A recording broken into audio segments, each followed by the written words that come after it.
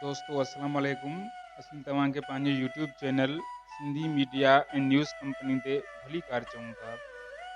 अॼु असीं बरे सगीर जी अज़ीम शख़्सियत ऐं जदीद क़ौम परस्ती जे बानी साईं जीएम सैयद जी ज़िंदगी ते मुख़्तसिर नज़र विझंदासीं।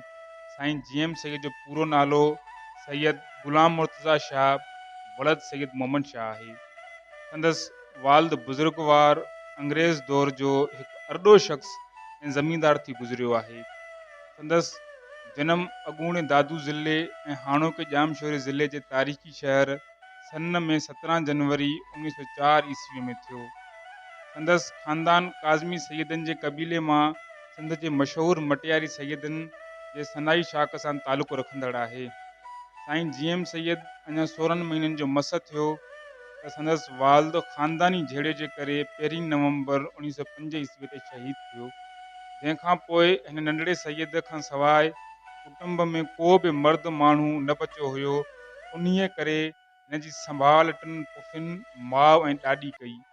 साईं जीएम सैयद पंहिंजी शुरूआती तालीम सन जे प्राइमरी स्कूल मां हासिलु कई। हुनखे नंढपण खां वठी समाजी ख़िदमत ऐं तालीम लाइ वॾो चाह हो। जीएम सैयद 15 सालनि जी उमिरि में पंहिंजी समाजी ऐं सियासी ज़िंदगी जी शुरूआति कई। सभ खां अॻु हुन सन शहर में हिकु समाजी अंजुमन अल मुस्लिमीन नाले क़ाइमु करे ॻोठ ऐं आसपास में समाजी सुधारनि जा कम शुरू कया ऐं साईं जीएम सैयद बरे सगीर जी उहा पहिरीं सियासी शख़्सियत हुई जंहिं 3 मार्च 1943 ईस्वीअ में सिंध असेंबलीअ मां पाकिस्तान जे हक़ में ठाराव पास करायो। पाकिस्तान ठहण खां पोइ 1948 ईस्वीअ में कराची सिंध खां धार करे मरकज़ हवाले करण जी साज़िश थी। साईं जीएम सैयद कराची मरकज़ हवाले करण ख़िलाफ़ आवाज़ उथारियो त उनखे सन में 3 महीननि लाइ नज़रबंद कयो वियो।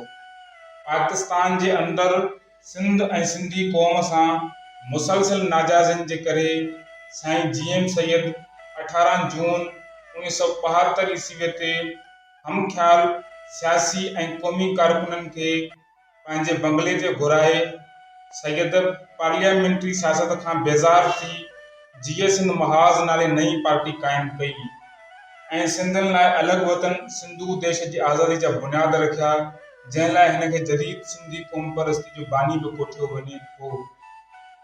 ऐं साईं जन मरण घड़ीअ ताईं सिंधू देश वारे फ़िक्र ऐं फ़लसफ़े ते क़ाइमु रहिया।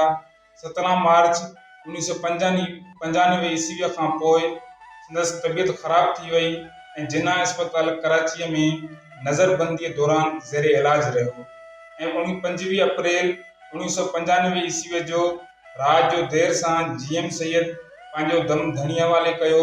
सुबुह ताईं लखें माण्हू सन पहुची विया। 25 अप्रैल ते लखें सोगवारनि जी मौजूदगीअ में सैयद खे सन जे अबाणे कब्रिस्तान में जनाज़े नमाज़ बाद दफ़न कयो वियो। संदसि तदफ़ीन वक़्तु क़ुरान पाक, इंजील, तौरेत, गीता ऐं शाह जे रिसाले जो विर्द थींदो रहियो ऐं उन विर्द दौरान सिंध जे तारीख़ जी अज़ीम शख़्सियत खे मिटी मां हवाले कयो वियो।